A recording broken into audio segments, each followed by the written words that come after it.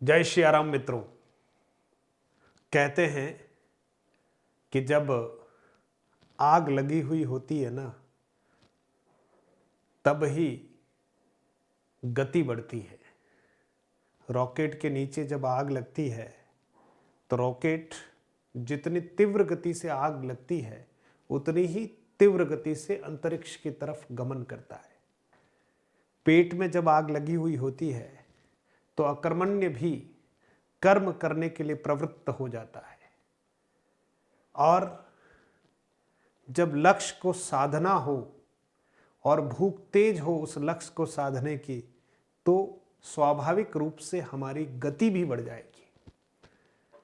अब यहाँ आप सब अपने प्रतियोगी जीवन को जी रहे हैं और प्रतियोगिता के लिए अपना सर्वस्व समर्पण भी कर रहे हैं,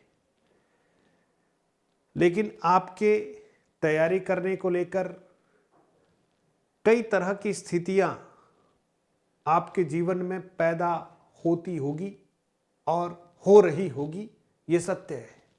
क्योंकि इन सब बातों का अनुभव हमने भी हमारे प्रतियोगी जीवन में, और यहाँ तक कि आज जो हम राजकीय जीवन जी रहे हैं उसमें भी हमें इन सारे परिस्थितियों से गुजरना पड़ता है। अब ये आज का जो महत्वपूर्ण, जो हमारी यूं कह सकते हैं वार्ता का विषय है, वो है आलोचना। एक व्यक्तित्व का निर्माण करती है या व्यक्तित्व को वहीं कुंद कर देती है। मित्रों, निंदक नियरे राखिए आंगन कुटी छवाए, बिन पानी साबुन बिना निर्मल करे सुभाए। ये दोहा जो है वो इस बात का साक्षी है कि अगर आप कोई कार्य कर रहे हैं और उस कार्य को देखने का नज़रिया किसी का एक अलग ही दृष्टिकोण है, 100 लोग कह रहे हैं कि बहुत अच्छा काम किया, लेकिन 2 लोग जो हैं आपके निर्णय की आलोचना भी कर सकते हैं, लेकिन वो आलोचक आलोचना करने के लिए किन तथ्यों को प्रस्तुत करता है, उन तथ्यों को, उन तर्कों को हमें ज़रूर सुन लेना चाहिए, और सुनने के बाद यह चिंतन और मनन करना चाहिए कि इसने यार बहुत मेहनत की, जो बात मेरे ध्यान में आई नहीं, जिस दृष्टिकोण से मैंने सोचा ही नहीं, उस दृष्टिकोण से इस व्यक्ति ने सोचकर मेरे निर्णय की या मेरी आलोचना की है, तो मैं निश्चित तौर पर अगली बार कोई निर्णय लूं या ये जो निर्णय लिया इसमें कोई सुधार करूं, तो मुझे उस आलोचक को साधुवाद देना चाहिए। आप भी जब तैयारी कर रहे हों तो ये आलोचना लक्ष्य में बाधक हमें नहीं बनने देना है। अगर हमें कोई रोके और टोके, कुछ कहे, रास्ते से भटकाए, तो ध्यान रखना है, हमें और मजबूती के साथ उस लक्ष्य को साधने के लिए आगे बढ़ना है। आलोचनाएं, हमारी गलतियां निकालना, ये जो लोग करते हैं, व्यंग करना, उन्हें हमें धन्यवाद देना है।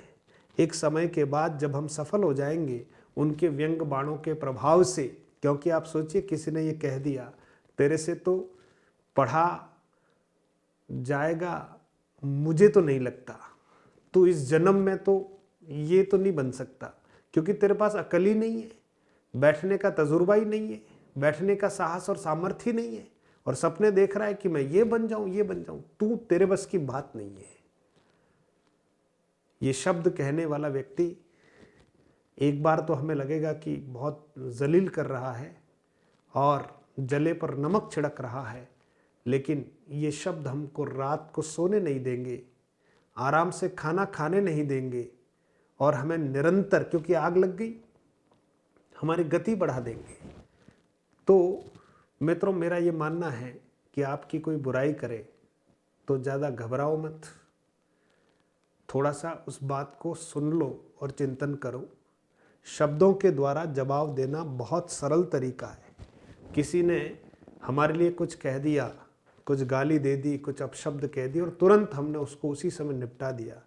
ये कोई खास बात नहीं है कि कुत्ते भौंकते हैं और आप अगर तुरंत उन्हें, अगर कुत्ता काटने के लिए दौड़ जाए तो आप भी उसे काटने जाएंगे, तो ये ठीक बात नहीं है। आप अपने कर्म की रफ्तार को और बढ़ा दीजिए।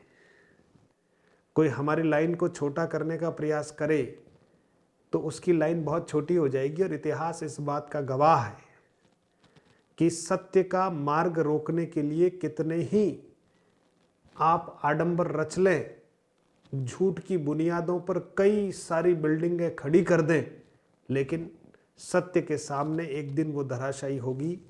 और यही राम मंदिर, जिसकी आलोचना करने के लिए बाहर के लोग नहीं आए, हमारे भारत में ही रहने वाले ऐसे कई लोग थे जो निरंतर अयोध्या में इस मसले को विपरीत दिशा में सदैव ले जाना चाहते थे।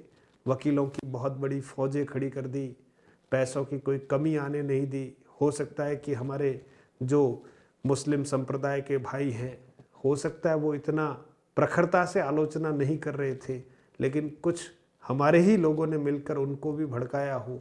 और एक ऐसी राजनीति जिसका बुरा पक्ष हम सब ने देखा है, लेकिन आखिर सत्य सत्य होता है। कोई टूटे हुए भाग पर कुछ भी आप मंडित कर दो। अब जिन्होंने मंडित किया उनकी बुद्धि भ्रष्ट, लेकिन बाद में वो झुंझुना पकड़ा के चले गए बाकी लोगों को, और लोगों ने इसे प्रतिष्ठा का विषय बना लिया।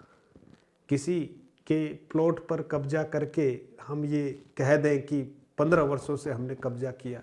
साहब, हमारे पुरखे उस समय कुछ कमज़ोर होंगे, आपने तलवार के बल पर कब्जा कर लिया, लेकिन समय बीत गया, प्लॉट की रजिस्ट्री आपके नाम की नहीं थी, अवशेष आपके नहीं थे, खूब सारी आलोचनाएं हुई, लेकिन आज सत्य की जीत भी हुई है।